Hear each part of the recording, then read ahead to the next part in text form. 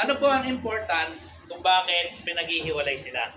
Kasi po, in Japanese, ang mga adjectives po ay kino-conjugate.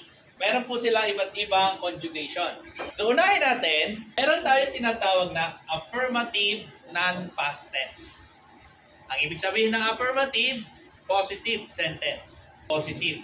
Pag sinabing affirmative. Now, in Japanese po, pag sinabing non-past tense, ibig sabihin po yan, pwede siyang future, pwedeng present. Affirmative, positive po yan. Then, meron tayong negative. So, ang unang conjugation na gagawin natin sa mga adjectives ay kung paano gumamit ng positive and negative. Isang is, isang not. It's hot, it's not hot. It's tall, it's not tall. Yun ang una nating conjugation na gagawin. We have here the atsui.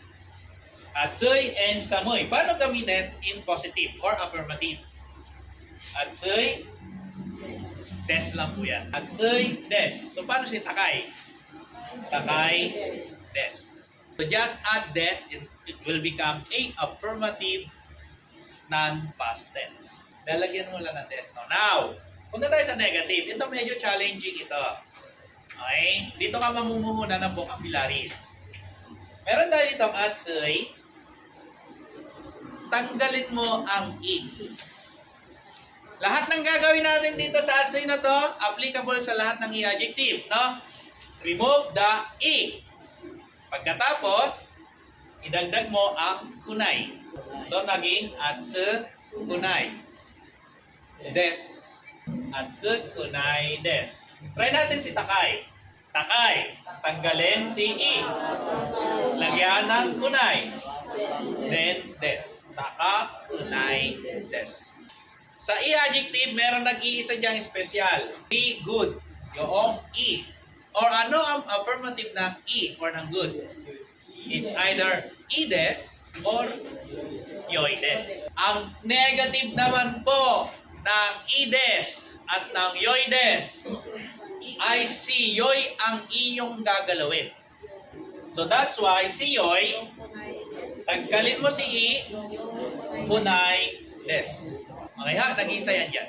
So practice. Meron ako ditong samoy. So dahil sa positive nilalagyan lang natin ng des, try natin negative na lang to. I have here the samoy. Samu kunai des. Samu kunai des. Atarashi. Atarashi kunai des. Atarashi kunai des. Tinatanggal lang i ha. Yasui. Yasu kunai des. Ay, yasu kunai des. Warui. Waru kunai des. Waru kunai des. Ay, waru kunai des. Kurui. Kuru kunai des. Okay, kuru kunai des. Tanoshi. Tanoshi kunai des. Ay, tanoshi kunai des. So, ganyan ha. Just remove i, palitan ng kunai des. Ano? Okay, hay.